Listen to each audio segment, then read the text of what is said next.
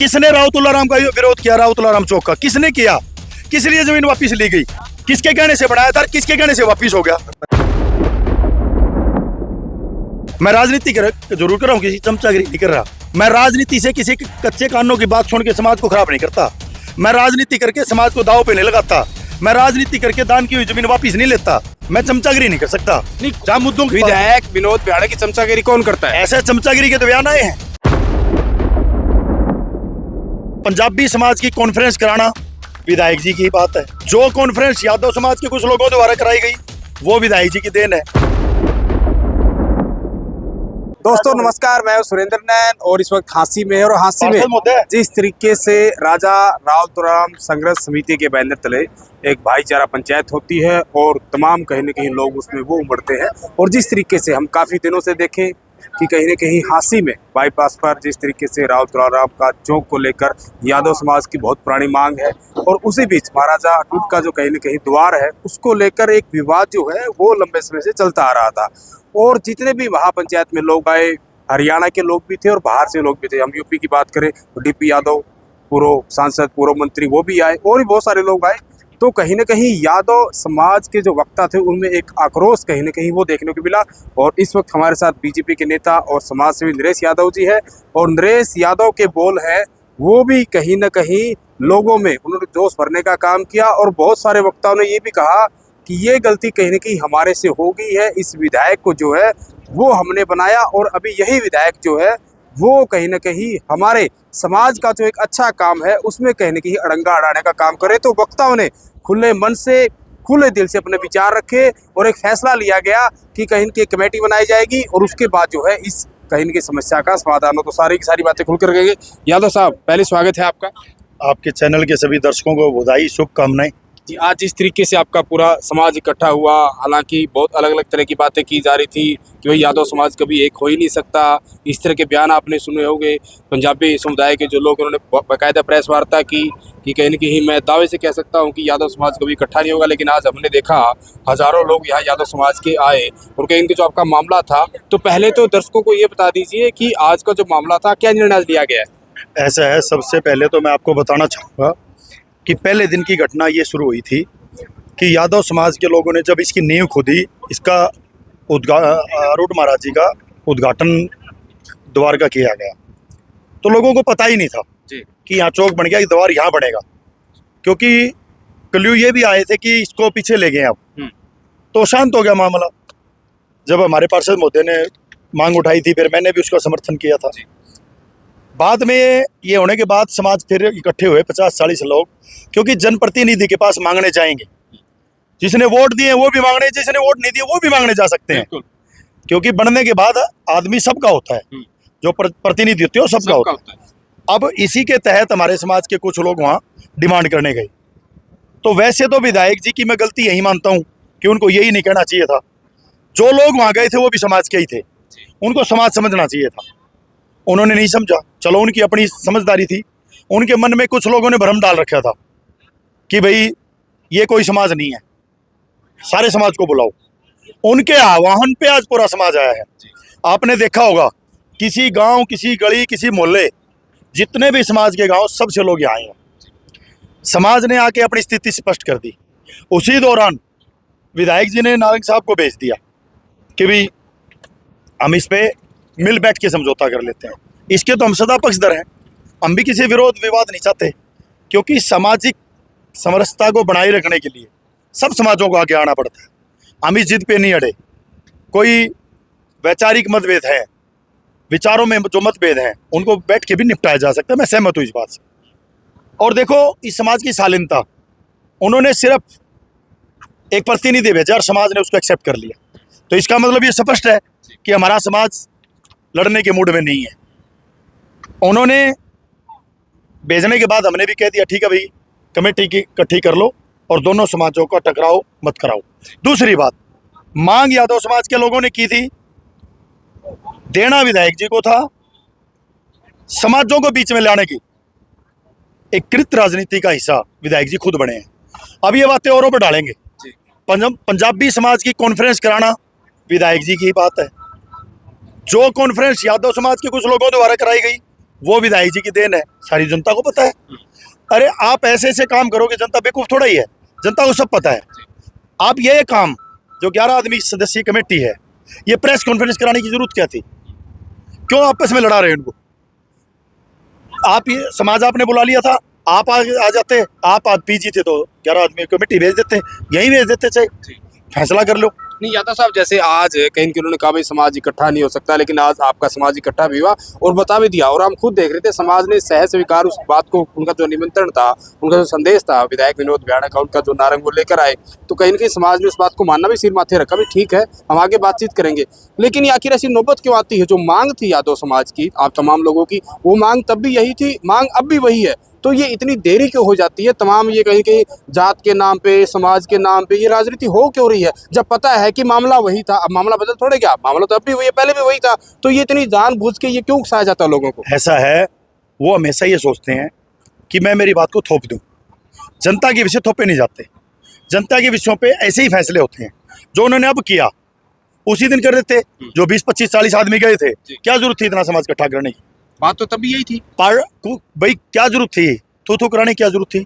आपस में किसी को इकट्ठा करने की क्या जरूरत थी? क्यों समाज को बुलाया गया? आपने प्रतिनिधि भेज के बैठने थे, आप ये काम उसी दिन कर देते। भाई ठीक है, आप आगे, मैं उधर से भी समाज के प्रतिनिधि देता हूँ, आप बैठ जाओ। और आज भी कहता हूँ, आप प्रतिनिधि बिठा लो, सारे काम कर लो, फिर भी बड़ी जिम्मेवारी विधायक जी की बनती है। विधायक जी आज राजा के पद पे बैठे हैं और राजा की तरफ प्रजा देख रही है, और प्रजा में समन्वय लाना विधायक जी का काम है। एक भी संघर्ष समिति किसे बताओ, संघर्ष समिति ने जब से लोगों को इकट्ठा करना शुरू किया, किसी के ऊपर कोई आरोप लगाया हो, चौक की जमीन वापिस हुई, किसी ने चौक के ऊपर उंगली उठाई हो, जमीन दान क्यों दी ये उंगली उठाई गई हो, लेकिन सब कुछ एक षड्यंत्र के तहत यहाँ नजर आया और ये जनता समझ गई। तो जनता को आप यादव साहब खुल के बताओ भाई, पहले राव तुराम के नाम पे जो चौक की जमीन दी जाती है दान में, फिर उस जमीन वापस ले ली जाती है, मतलब आपके यादव समाज की तो बात है ही है, बाकी भी जो 36 बिरादरी है, पूरा हरियाणा है, पर इस बात को लेके लोग मतलब कहीं की चर्चा कर रहे हैं, बड़ी तू हो रही कि ये मतलब क्या मजाक हो रखा है, पहले जमीन दे देते हैं फिर वापस ले लेते हैं, मतलब ये सारा ड्रामा आपके षड्यंत्र था क्या? ये मैं ये कहता हूँ कि आज तक मैंने मेरी लाइफ में कभी नहीं सुना, और जितने बुद्धिजीवी यहाँ थे, बड़े बड़े लोगों ने भी बताया कि जमीन दो दान होगी, वो दी नहीं जाती। फिर उनकी तरफ से सफाई भी आई कि यादव सभा के प्रधान ने फलाने फलाने मेंबर को ये बात बोल दी। आप इस बात के लिए यादव समाज की मीटिंग बुलाते। अगर किसी मेंबर ने ऐसी बात बोल ली है तो उसको रोका जा सकता है, उसकी निंदा की जा सकती है। आप जमीन कैसे वापस ले सकते हो? जमीन वापस लेना कोई फैसला थोड़ा ही होता है, जमीन फैसला लेना वापस नहीं होता। अगर ये तो कल को एक बात बताओ, ये स्टैचू बन गया, कल को किसी मेंबर ने या समाज के बीच में कोई तनातनी होगी किसी समाज के मेंबर के साथ, तो ये तो कहेंगे हम तो इसको उखाड़ेंगे, हमने जमीन दी उड़ी है। ऐसा तो संभव नहीं है। आप क्या, एक सबसे बड़ी बात, जिस दिन जमीन ली उस दिन यादव सभा की मीटिंग नहीं बुलाई गई, यादव समाज के पूरे की मीटिंग बुलाते ऐसे ही। अब ऐसे ऐसे जमीन दान कर रहे हैं और आप यहाँ रावतुल्ला राम द्वार बनाएंगे, नहीं बुलाई, उसमें राजनीति। मैं आपके सामने हूँ, कोई एक साबित कर दे कि किसी ने मुझे कॉल किया हो। क्या हम समाज में नहीं आते? किसी एक ने कॉल किया हो कि आप आना? किसी ने भी बुलाया हो, उसके बावजूद भी ढाणाखोज का सरपंच प्रतिनिधि उस प्रोग्राम में आया। तो हम तो ये कहना चाहते हैं, आपसे मांगी किसने थी? देने वाले भी आप, वापिस लेने वाले भी आप। भाई आज समाज की इतनी आपने बेइज्जती कराई, समाज के ऊपर क्वेश्चन उठवाए, अखबारों में गया, आपने देखा होगा, समाज को पलटी मार तक कह दिया गया।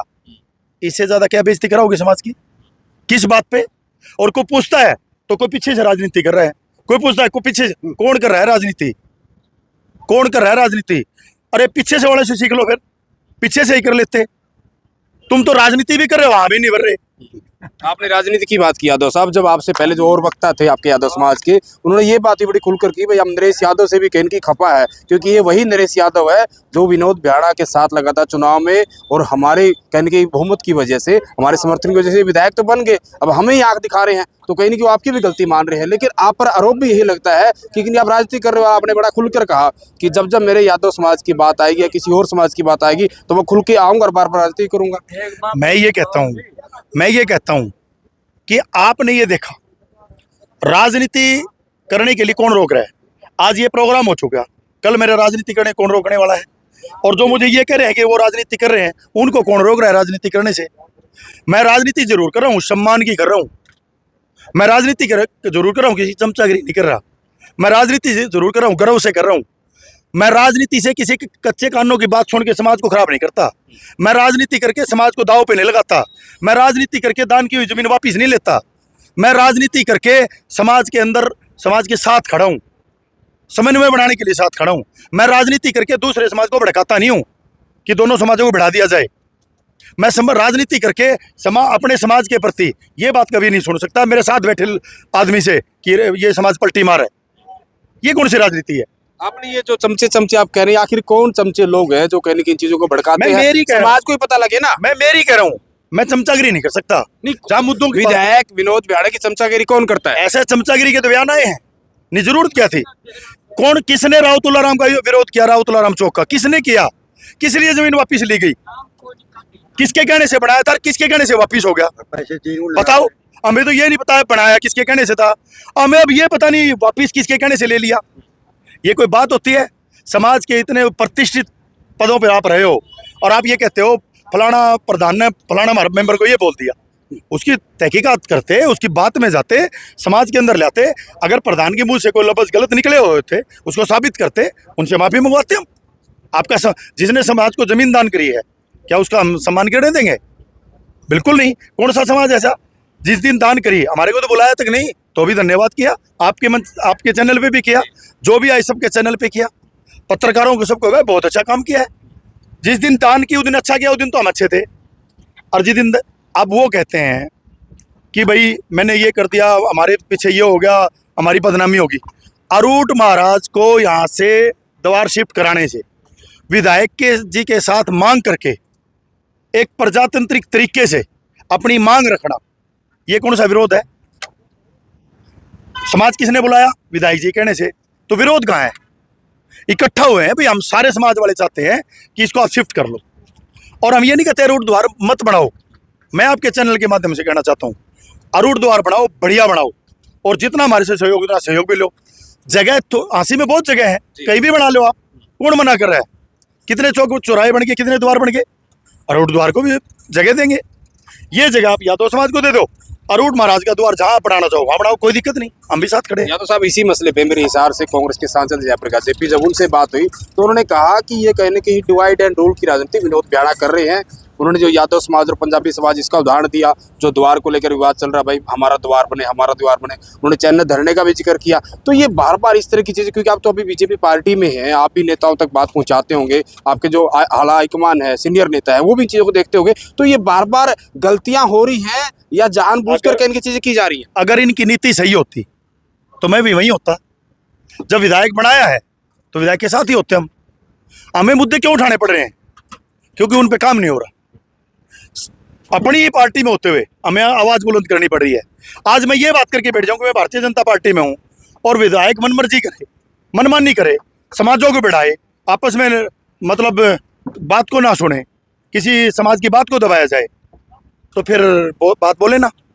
फिर वो कल को ये बात हो जाएगी, जब विधायक रहेंगे नहीं फिर इनके पास में बात रखने का क्या फायदा है? 5 साल बाद इनका इंतजार करूं मैं कि ये विधायक से हटेंगे फिर मैं बात रखूंगा, फिर फायदा क्या? फिर इनके हाथ में है क्या? फिर तो आज जो ये चला रहे हैं ना सत्ता के दम पे, सत्ता के दम पे प्रेस कॉन्फ्रेंस कल कराई, सत्ता के दबाव में प्रेस कॉन्फ्रेंस परसों कराई, सब सत्ता के दबाव में हुई है। सत्ता नहीं रहेगी। मैं एक बात और कहता हूँ, हमने तो बगैर सत्ता होते हुए समाज के पास इतना समाज इकट्ठा कर दिया।